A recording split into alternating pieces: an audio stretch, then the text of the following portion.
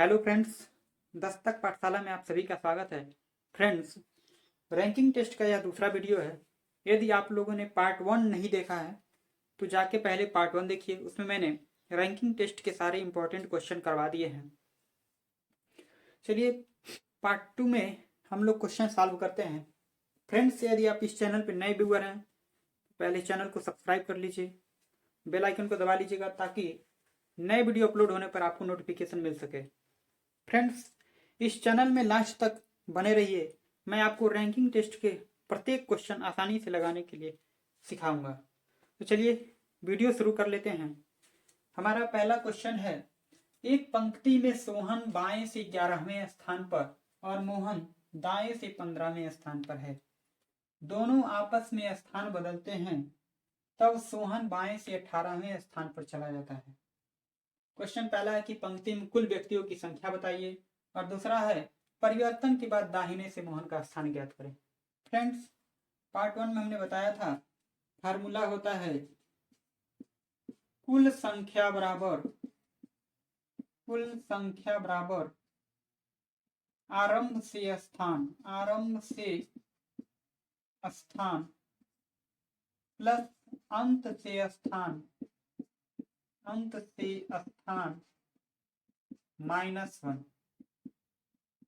Okay friends, ये हमारा formula होता है।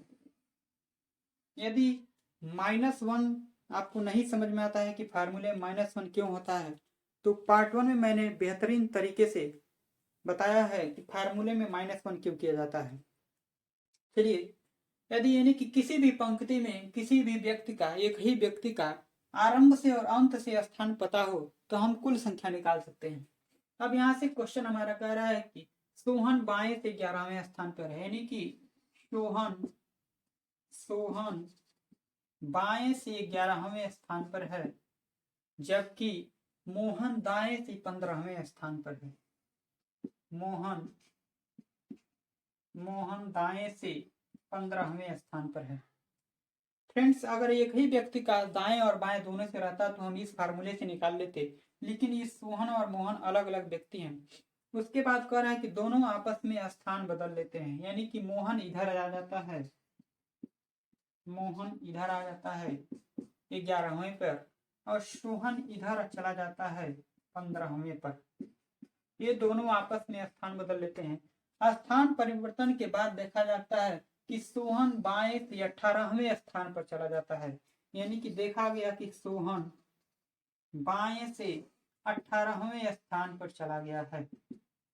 फ्रेंड्स, आपको पता है कि एक ही व्यक्ति का बाएं से और दाएं से दोनों तरफ से स्थान अगर पता हो गया कि सोहन जो है बाएं से 18वें पर और दाएं से 15वें पे है, तो हम कुल संख्या यहाँ से निकाल सकते हैं। कुल संख्या निकालने के लिए हम फार्मूला लगाएंगे बाएं से स्थान 18 और दाहिने से स्थान +15 -1। फ्रेंड्स, इसको जोड़ लेंगे 18 और 15 -1। 18 15 जोड़ेंगे तो हो जाएगा 33 और -1, यानी कि कुल संख्या यहाँ से निकल के आ जाएगी 32। तो हमारे पहले वाले क्वेश्चन का आंसर निकल गया। पंक्ति में कुल व्यक्तियों की संख्या बताइए, तो कुल संख्या हो जाएगी 32। ओके फ्रेंड्स, अब हमारा दूसरा क्वेश्चन है, परिवर्तन के बाद दाहिने से मोहन का स्थान ज्ञात करें। फ्रेंड्स, परिवर्तन के बाद बाएं से मोहन कितने पे है? 11 पे। हमको एक फार्मूला पता है कि कुल, यहाँ पे संख्या पता हो चुकी है, कुल है कितनी? 32। मोहन का बाएं से परिवर्तन के बाद बाएं से स्थान कितना है? 11। तो बाएं से स्थान हो गया 11। दाहिने से पूछ रहा है कि परिवर्तन के बाद दाहिने से हमको नहीं पता है इधर से, तो +(x-1) कर लेंगे। फ्रेंड्स, अब इधर यहाँ से हम निकालेंगे +11 जब इधर आएगा, बराबर के इधर आएगा, तो ये -11 होगा, यानी कि 32 -11 बराबर इधर बच जाएगा x-1। 32 में से 11 घटा लेंगे फ्रेंड, तो 2 में से 1 जाएगा 1 और 3 में से 1 जाएगा 2, 21 बराबर x-1। फ्रेंड्स, जब -1 इधर आएगा तो +1 हो जाएगा, यानी कि 21 + 1 बराबर x, यानी कि यहाँ से x बराबर हमारा निकल के आ जाएगा 21 + 1 22। फ्रेंड्स इस क्वेश्चन का भी आंसर निकल गया कि परिवर्तन के बाद दाहिने से मोहन का स्थान कितना हो जाएगा 22। तो हमारा क्वेश्चन ये सॉल्व हो गया। चलिए अब हम अगले क्वेश्चन की तरफ चलते हैं। फ्रेंड्स हमारा क्वेश्चन नंबर दूसरा है, लड़कियों की एक पंक्ति में बीड़ा आरंभ से 12वीं है और अंत से 19वीं। एक अन्य पंक्ति में सुनीता आरंभ से 14वीं और अंत से 20वीं है, तब दोनों पंक्तियों में मिलाकर कुल कितनी लड़कियां हैं? दोनों पंक्तियों में पूछा है, तो हम एक एक करके निकाल लेते हैं। पहला है कि बीड़ा आरंभ से 12वीं और अंत से 19वीं है। एक पंक्ति में बीड़ा है जो आरंभ से, तो इसका हम कुल निकाल लेते हैं फ्रेंड्स। कुल बराबर बीड़ा आरंभ से 12वीं तो 12 प्लस अंत से 19वीं तो 19 और फार्मूला -1। कुल बराबर 12 + 19 - 1। फ्रेंड्स इसको हम पहले निकाल लेते हैं। तो 9 2 11 का 1 हासिल 1 1 1 2 1 3 -1, यानी कि यहां से निकल के आ जाएगा कुल बराबर 31 - 1 यानी कि 30। पहली पंक्ति में 30 लड़कियां हैं। अब दूसरी पंक्ति में निकाल लेते हैं। एक अन्य पंक्ति में सुनीता आरंभ से 14वीं और अंत से 20वीं है। तो दूसरी पंक्ति में कुल निकाल लेते हैं। आरंभ से कितना दिया है? एक अन्य पंक्ति में सुनीता आरंभ से 14वीं, तो कुल बराबर आरंभ से 14वीं प्लस अंत से 20वीं -1। अब इसको जोड़ लेते हैं फ्रेंड। 20 10 30 34 -1।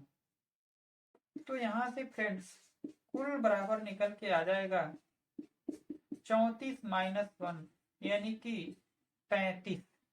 तो पहली पंक्ति में 30 और दूसरी पंक्ति में 33, इन दोनों को हम फ्रेंड जोड़ लेंगे तो 30 और 30 60 और 3 63 छात्र कुल पंक्तियों में हो जाएंगे, यानी कि 63 लड़कियां हो जाएंगी। ऑप्शन सी हमारा सही हो जाएगा, ऑप्शन सी। तो हमारा क्वेश्चन नंबर 3 है फ्रेंड्स, ए डी से नाटा है परंतु सी से लंबा है, डी बी से नाटा है परंतु ए से लंबा है, और आगे दिया है ई ए से नाटा है परंतु सी से लंबा है, तो सबसे लंबा कौन है? फ्रेंड्स इस तरह का क्वेश्चन एग्जाम में बार बार पूछा गया है और इसको लगाने का बहुत ही आसान तरीका है। मैं आपको बता रहा हूं कि इसको लगाना कैसे है। सबसे पहले यहाँ से पढ़ते जाएंगे और लिखते जाएंगे। पहले दिया है ए डी से नाटा है, यानी कि जो नाटा और छोटा रहेगा उसको नीचे लिखेंगे, जो लंबा और बड़ा रहेगा उसको ऊपर लिखेंगे। तो चलिए हम लोग यहाँ से लिख लेते हैं। ए डी से नाटा है यानी कि ए डी से नाटा है, यानी कि ये जो ए है ये डी से क्या है? नाटा है। ये डी से नाटा है परंतु सी से लंबा है, और ये जो ए है ये सी से लंबा है तो सी से ऊपर रहेगा, और डी से नाटा है तो डी से नीचे रहेगा। चलिए आगे दिया है डी बी से नाटा है परंतु ए से लंबा है। डी कह रहा है बी से नाटा है, यानी कि जो डी है वो बी से नाटा है परंतु ए से लंबा है। तो फ्रेंड बी से नीचे रखेंगे डी को और ए से ऊपर रखेंगे। आगे कह रहा है ई ए से नाटा है। ई जो है ए से नाटा है, यानी कि ई जो रहेगा वो ए के नीचे रहेगा। ए से नाटा है परंतु सी से लंबा है, तो यहाँ हम फ्रेंड्स ई को रख देंगे। ई ए से नाटा है परंतु सी से लंबा है, तो सी से ऊपर रहेगा और ए से नीचे रहेगा। फ्रेंड्स क्वेश्चन बस इतना ही लगाना था। तो सबसे लंबा कौन है ये बताना है। तो सबसे लंबा कौन है? तो सबसे लंबा हो गया बी, और सबसे छोटा अगर पूछा रहता तो हमारा सी हो जाता। तो यहां से हमारा आंसर निकल के गया option C B. Okay friends, चलिए हमारा क्वेश्चन नंबर चौथा है कि 45 छात्रों की एक कक्षा में एक छात्र का स्थान 20वां है। जब 2 और छात्र कक्षा में प्रवेश लेते हैं तो वह एक स्थान नीचे हो जाता है, तो उसका अंत से नया स्थान क्या है? फ्रेंड्स जब 2 नए और छात्र कक्षा में प्रवेश लेते हैं तो इस छात्र का एक स्थान और नीचे हो जाता है। ठीक है, तो चलिए हम इस क्वेश्चन को सॉल्व करते हैं। मान लेते हैं कि उस कक्षा में वो जो भी छात्र है उसका स्थान ऊपर से 20वां है, ऊपर से स्थान 20वां है। कुल कक्षा में छात्र 45 हैं। जब 2 और छात्र प्रवेश लेते हैं तो इसका स्थान ऊपर से एक स्थान नीचे हो जाता है। कह रहा है कि 2 और छात्र जब कक्षा में प्रवेश लेते हैं तो वह एक स्थान नीचे हो जाता है, यानी कि पहले 20वें पे था, अब 21वें पे हो जाता है। ओके फ्रेंड्स, तो हम लोग फार्मूला जानते हैं। कुल संख्या हमको पता ही है कि कुल कितनी है, 45। अब ऊपर से स्थान पता है 21वां है, ठीक है। अब हमको नीचे से स्थान बताना है। 45 पहले से थे फ्रेंड्स, लेकिन ध्यान देने वाली बात एक है कि पहले 45 थे, अब 2 स्टूडेंट और आ जाते हैं। जब 2 स्टूडेंट और आते हैं तो टोटल 47 हो जाते हैं। पहले 45 थे, 2 स्टूडेंट आने के बाद 47 हो जाते हैं। और तो नीचे से हमें बताना है 21 प्लस एक्स माइनस 1 कर लेंगे हम। इधर से लाके इसको घटाएंगे, 45 माइनस 21 बराबर एक्स माइनस 1। 47 में से 21 घटा दीजिए, 7 में से 1 जाएगा 6 और 4 में से 2 जाएगा 2 equal to x minus 1। Friends, जब -1 को इधर लाएंगे तो +1 में हो जाएगा, तो एक्स बराबर हो जाएगा 26 और 1 इधर आएगा तो हो जाएगा 27। फ्रेंड्स, अब उसका स्थान अंत से नया जो स्थान होगा वो 27वां हो जाएगा, तो हमारा ऑप्शन सी सही हो जाएगा, 27वां। चलिए हमारा अगला क्वेश्चन है, 24 विद्यार्थियों की एक कक्षा में छात्राओं की संख्या के 2 गुनी है। अब कह रहा है राकेश आरंभ से 8वें स्थान पर है तथा अंत से 11वां छात्र है। उसी कक्षा में नेहा अंत से 11वें स्थान पर और आरंभ से 5वीं छात्रा है। फ्रेंड्स, एक बात यहाँ पे ध्यान देंगे, छात्रा और छात्र में, ठीक है फ्रेंड्स। छात्रा किसे कहते हैं, छात्र किसे कहते हैं, आप जानते हैं। छात्रा लड़कियों को कहते हैं और छात्र लड़कों को। तो चलिए हम इस क्वेश्चन को लगाते हैं। सबसे पहले देख लेते हैं, कह रहे हैं 24 विद्यार्थियों की एक कक्षा में छात्रों की संख्या छात्राओं की संख्या की 2 गुनी है। टोटल स्टूडेंट कितने हैं, 24 विद्यार्थी हैं, जिसमें छात्र और छात्रा 2 हैं, ठीक है, लड़का और लड़कियां। लेकिन ये है कि कह रहा है कि छात्राओं की संख्या की दोगुनी है, यानी कि अगर छात्रा x है तो छात्र 2x। अब यहां से फ्रेंड्स हम निकाल लेते हैं 2x और 1x, 2x और प्लस x, ये दोनों मिलके कितने हैं, 24।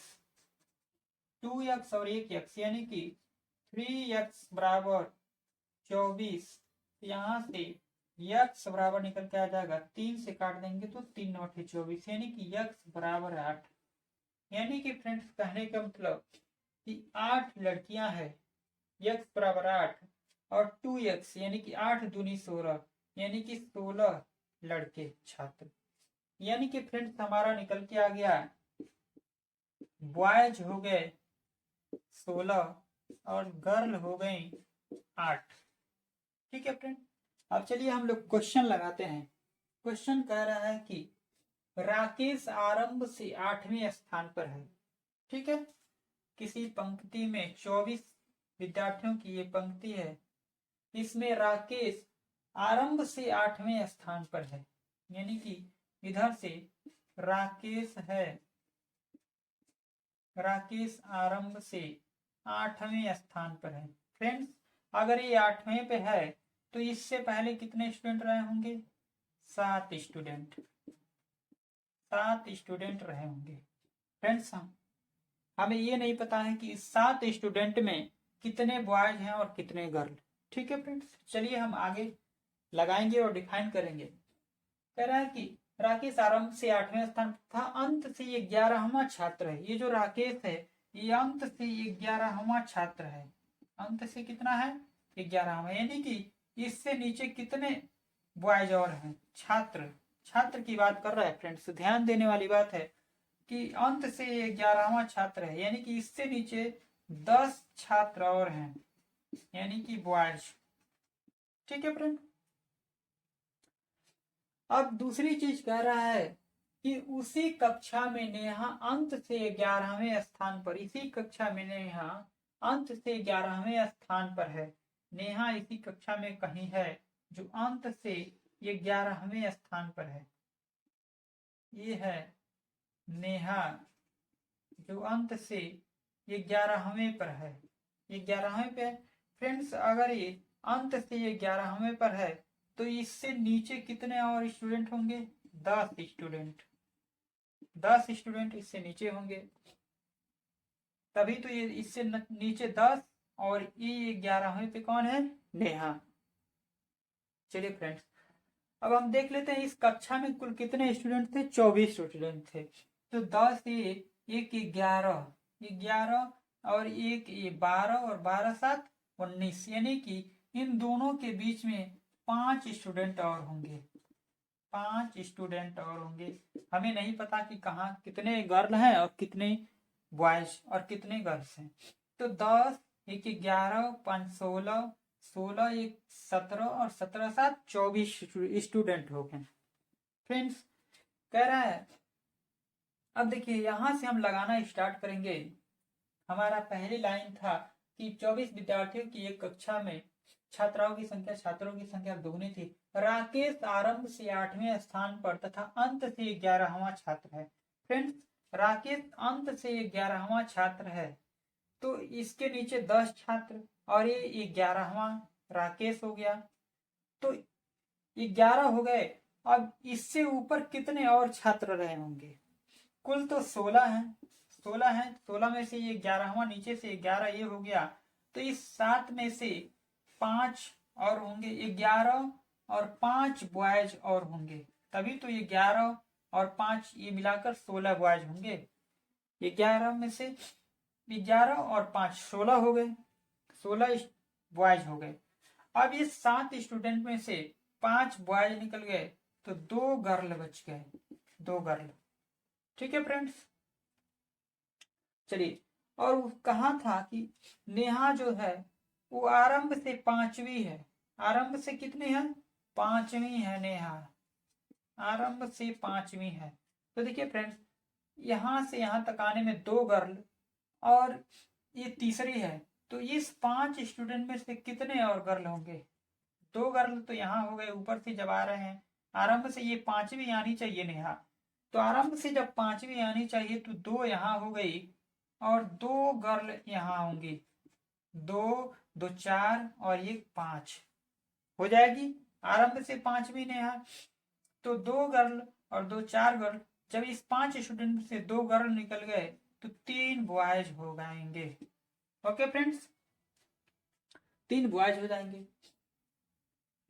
अब देखिए फ्रेंड्स, गर्ल की संख्या कितनी थी? टोटल 8 थी, तो 2 2 4 एक नेहा 5, तो इस 10 में से और कितने हो जाएंगे? 5 तो हो गए, 2 2 4 एक नेहा 5 और 5 और हमें चाहिए टोटल कितने? 8, तो इस 10 में से 3 गर्ल और हो जाएंगे, 3 गर्ल और हो जाएंगे और बाकी 7 क्या हो जाएंगे? बॉयज हो जाएंगे। क्वेश्चन हमारा लग चुका है फ्रेंड्स। अब हमको ये बताना है कि राकेश और नेहा के बीच कितनी छात्राएं हैं। फ्रेंड्स, राकेश और नेहा के बीच कितनी छात्राएं हैं गर्ल? तो ये हो जाएगा, पहले वाले का आंसर हो जाएगा, पहले क्वेश्चन का आंसर हो जाएगा 2 आंसर हो जाएगा। ठीक है फ्रेंड्स, अब क्वेश्चन नंबर 2 कह रहा है कि नेहा के बाद कितने छात्र हैं? नेहा के बाद कितने छात्र हैं? तो नेहा के बाद कितने छात्र हैं?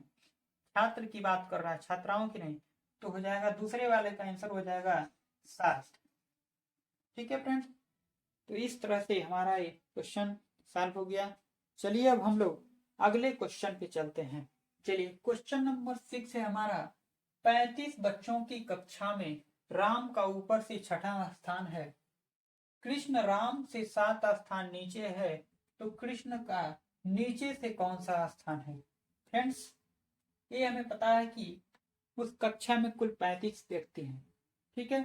अब कह रहा है कि राम का ऊपर से छठा स्थान है, राम का ऊपर से छठा स्थान है, छठवां है। अब कह रहा है कि कृष्ण राम से 7 स्थान नीचे है, यानी कि राम से भी 7 स्थान नीचे है, यानी कि राम छठवें पे है, तो कृष्ण राम से 7 स्थान और नीचे, यानी कि 7 और 6, ये कुल मिलाकर ये 13वें स्थान पे है। कृष्ण कितने स्थान पे हो गया? 13वें स्थान पे हो गया। तो कह रहा है तो कृष्ण का नीचे से कौन सा स्थान है?